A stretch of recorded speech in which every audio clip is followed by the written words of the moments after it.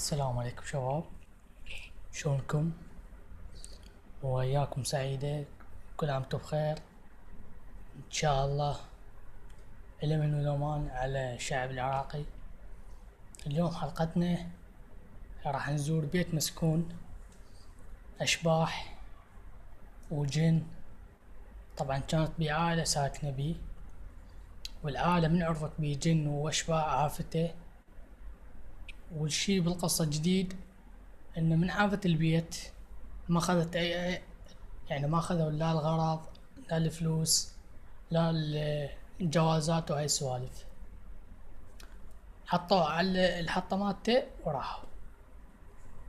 وهم خافوا يطبون ياخذون الأغراض والهاي، خافوا يطبون البيت حتى يخافون من الشبح.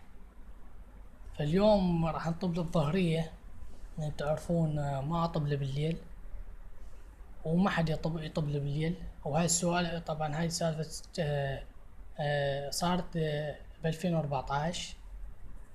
ما راح اطب له بالليل، راح اطب له الظهرية فقط، بس اخذ وياي موبايل حتى على مود اللايت والهاي، حتى خابر اذا صار شي.